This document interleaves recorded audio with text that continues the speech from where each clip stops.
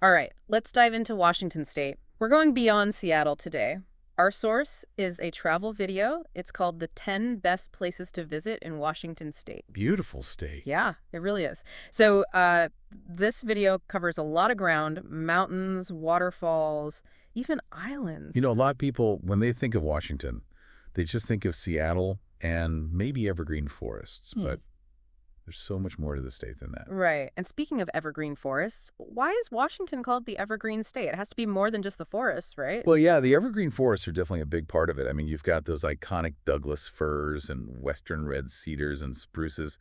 They just blanket the mountainsides. Yeah. And they're really a part of the state's identity. Yeah. They give it that Pacific Northwest vibe. Yeah. Okay, so the travel video has a top 10 list, and we're going to go through it. Number 10 is Lake Chelan. Now, I think of lakes, I think of like just relaxing on the water, but Lake Chelan, there's more to it than that, right? Oh, yeah. Lake Chelan is really cool. It's got that relaxed lake vibe, but there's also wineries. Oh, winery. So, like right along the lake. You can find wineries like Vindalak and Karma Vineyards. Yeah. They offer these incredible views while you're, doing your tasting. So are you telling me I can go kayaking in the morning and then in the afternoon be at a winery overlooking the lake? Exactly. And if you're feeling adventurous, you can even get to the wineries by seaplane. Wow, now that's how I want to arrive at a winery. Okay, so from a lakeside winery, let's go to a completely different landscape.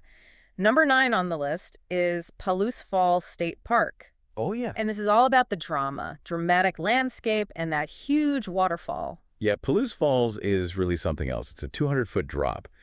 And, it was created by these massive floods, prehistoric floods, called the Missoula floods. I've never even heard of that. Yeah, they shaped the whole Palouse region, those rolling hills you see, those canyons. It's all from these floods. Wow. So you go to this park and you're seeing the effects of these events from thousands of years ago. Exactly. And if you camp there overnight, they actually have these light displays that illuminate the falls. Oh, wow. So you're in this desert landscape at night. The falls are lit up. That's got to be incredible. Yeah, it's pretty magical. Okay, number 8 on the list is Spokane.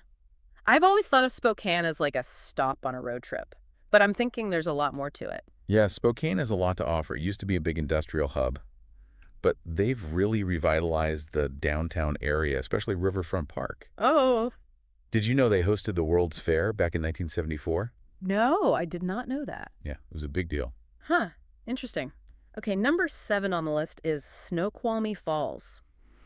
This is an iconic waterfall. It really is. It's beautiful. I feel like I've seen a million pictures of it, and it's in Twin Peaks. So for any Twin Peaks fans out there, Well, that's right. you have to go see Snoqualmie Falls. Yeah, I mean, waterfalls in general, they have this really amazing power. You see this massive amount of water just cascading down. The sound is incredible. They're just captivating. Yeah, it's nature's power on full display. Exactly. All right, number 6 on our list is North Cascades National Park. This is a park with a lot of glaciers. Yeah, over 300 of them. Over 300? I mean, that's like more than half of all the glaciers in the lower 48. It's incredible. It's such a beautiful park. You've got these jagged peaks and these deep valleys. Yeah. And all those glaciers. Yeah, it just seems so pristine, like really wild. Are there grizzlies there? Oh, yeah. There are grizzly bears, gray wolves. It's a really important habitat for a lot of wildlife. Wow, amazing. So you can go hiking there and maybe even spot a grizzly. You might, but you got to be careful. Right. Safety first. The video also mentioned Highway 20, which goes through the park, so even the drive is probably incredible. Oh, well, it's a beautiful drive. Okay, let's go from the rugged mountains to something a little more relaxed. Number 5 is the San Juan Islands. The San Juan Islands are beautiful. So we're talking islands. In the Puget Sound, for people who don't know, Puget Sound is that big body of water up in northwestern Washington. Right, with all the islands. Yeah, it's a unique landscape. Very unique. So what can you do in the San Juan Islands? I'm picturing kayaking, maybe seeing some orcas. Yeah, you can definitely do all that. Kayaking, whale watching. There's also great hiking. And the towns are really charming. Friday Harbor and Roche Harbor are both worth visiting. Okay, I'm getting a real island vibe here. It's a great place to relax. You can fly to the islands, right? You can fly or take a ferry. Okay, cool. Let's go back to the mainland. Number 4 is Mount St. Helens National Volcanic Monument. Mount St. Helens, the eruption, that was a big deal. It was huge. Yeah. 1980. Changed the landscape forever. Yeah, it's devastating. But what's amazing is you go there now and you see how nature has recovered. It's incredible, isn't it? Life finds a way. Yeah. It's a reminder that nature is powerful. That's for sure. Okay, number 3. We're going to the big city now. Seattle. The Emerald City. Now, Seattle is famous. It's a global city. It's got it all. Tech, aerospace, coffee. Yeah.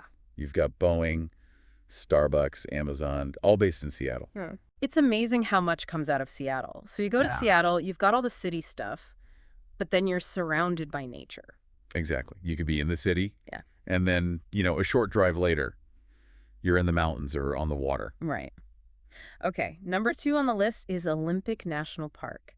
This is a massive park with a lot of different ecosystems. It's huge and so diverse. You've got rainforests, mountains, coastline. Yeah, it's got to be one of the most diverse parks in the country. It is. And it rains a lot there. That's what creates those lush rainforests. Right.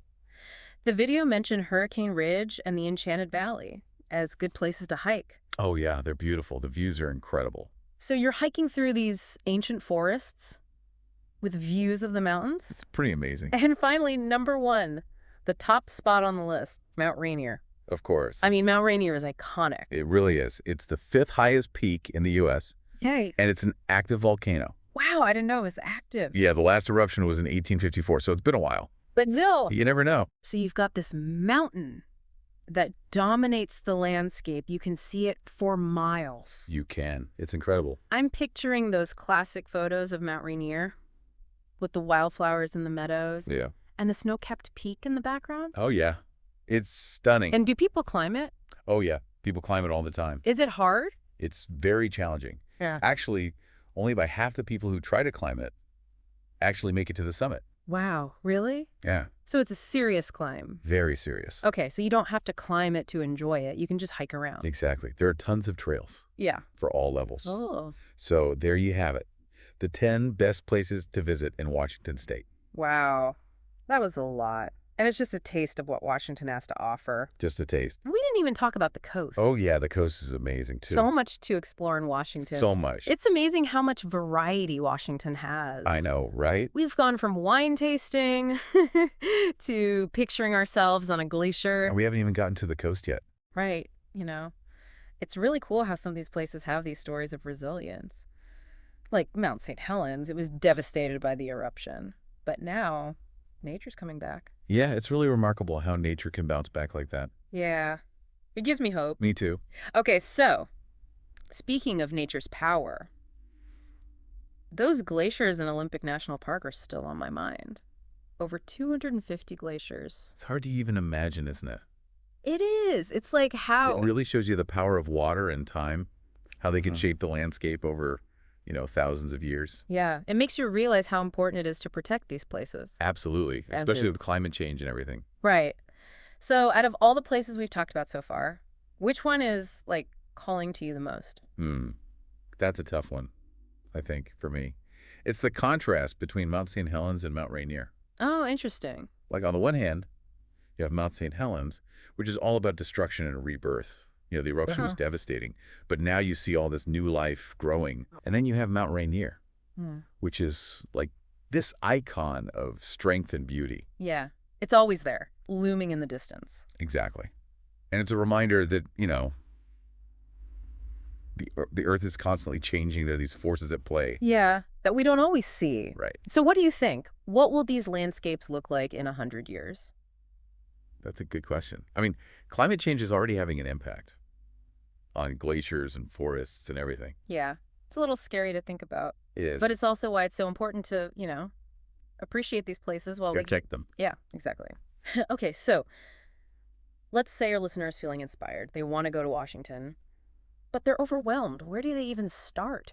Well, I think the first thing is to figure out what kind of experience they're looking for. Do they want to, hike challenging trails and see mountain views? Or are they more interested in relaxing on the beach and spotting orcas? Right. It's all about personal preference. Exactly. I mean, this list has everything from rugged mountains to charming towns to wineries. Yeah, there's something for everyone. I'm personally really interested in those towns in the San Juan Islands. What aspect of Washington's natural beauty speaks to you the most? Is it the mountains, the islands, the forests? What is it that calls to you? Let that be your guide as you plan your own Washington adventure. And be sure to let us know where your journey takes you.